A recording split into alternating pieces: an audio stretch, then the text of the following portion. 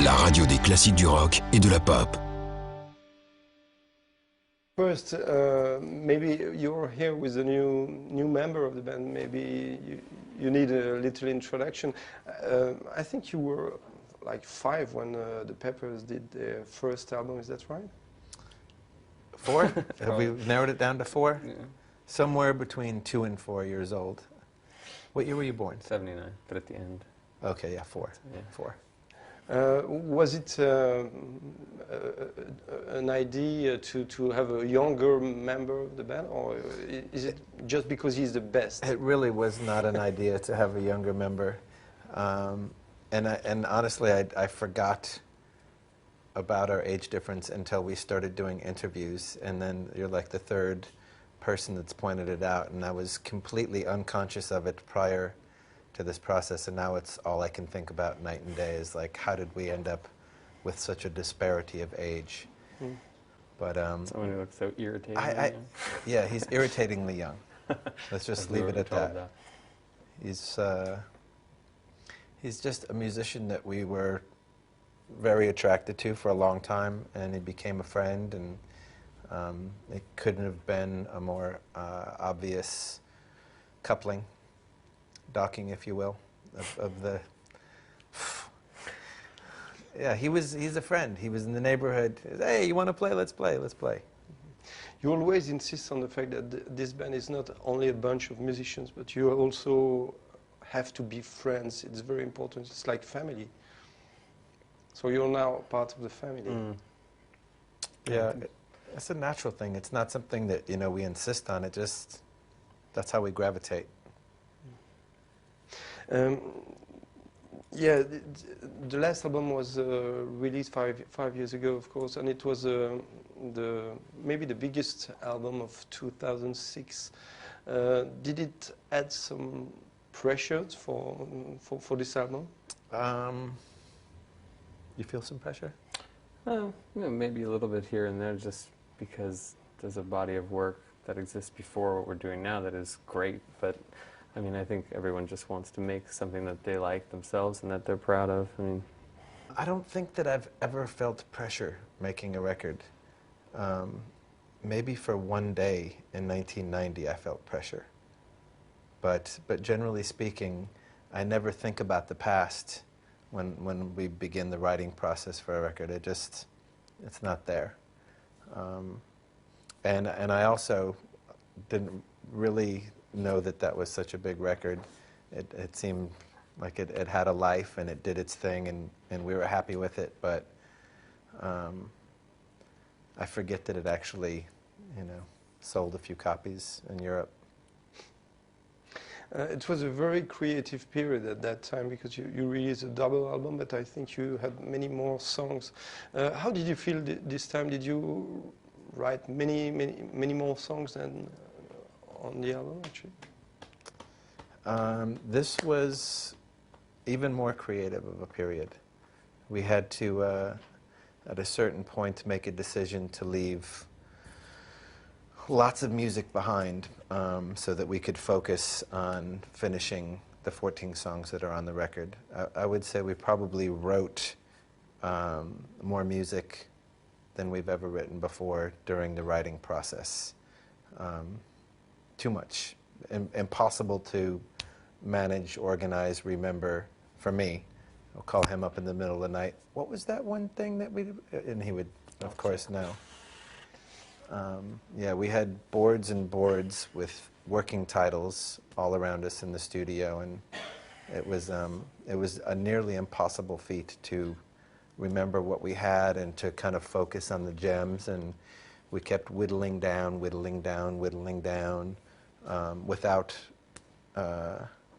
some painful losses along the way. So we give you 14, but we'll give you lots more down the road.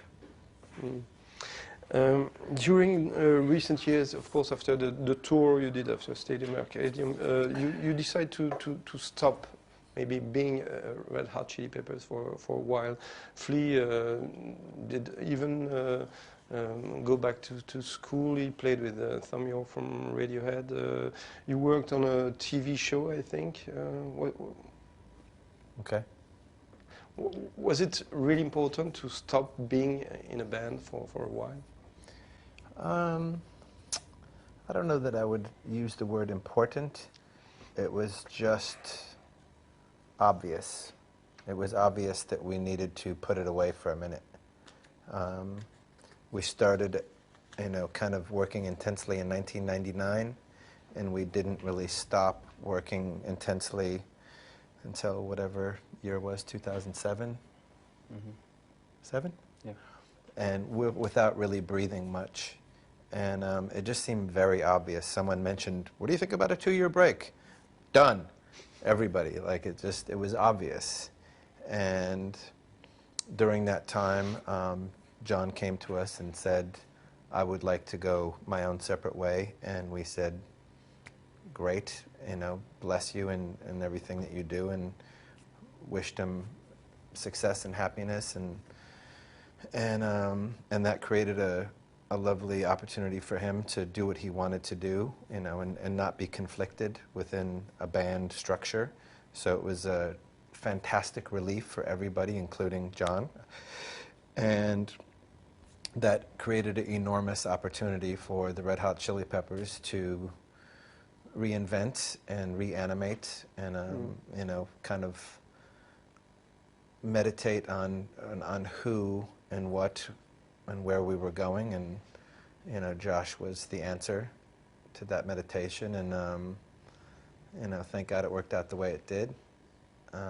Because from day one of going into the rehearsal studio to write music together, it felt like, your favorite slipper. And just we were off. The colors started flying, and the names started going up on the chalkboards. And then 18 months later, here we are talking about Man Bites Dog. Yeah.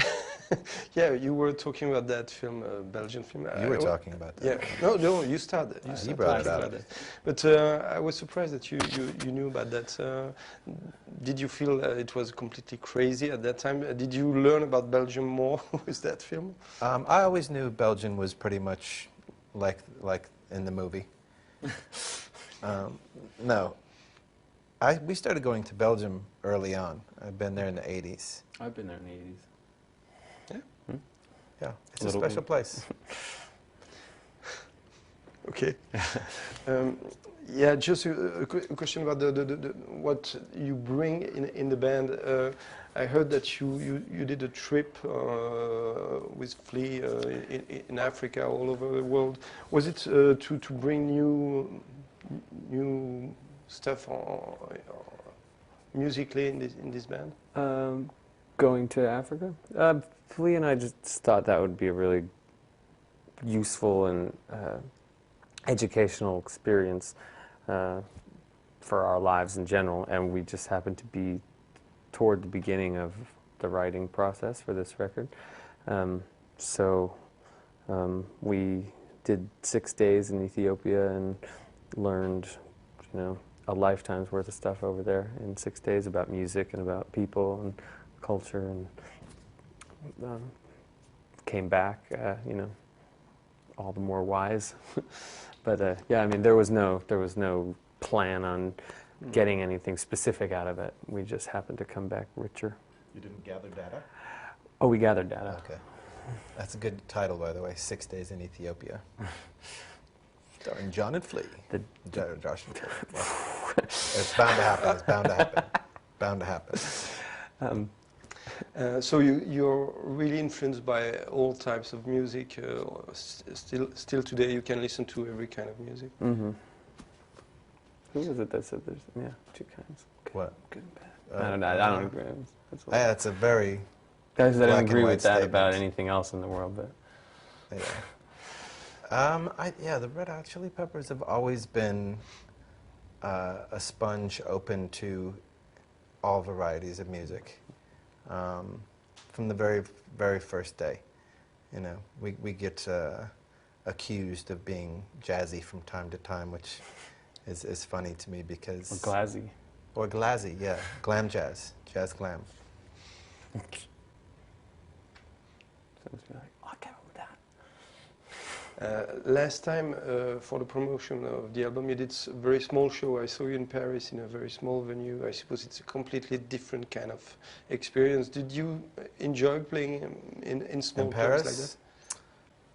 Yes. Are we going to play Paris again? Small club? Not small club now, London. But you will do small clubs. Damn. Yeah. Small clubs, small pubs, big bathtubs, you name it, we'll play it. It's all good, it's all fun. Small is amazing, big is amazing.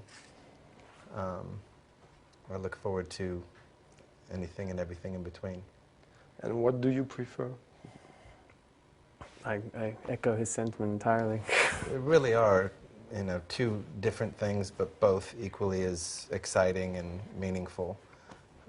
We always play some Big small bathtubs, shows. I guess, probably. What, bathtubs? Big bathtubs, probably. Big bathtub. The most preferable out of anything, if I had to pick one. Yeah.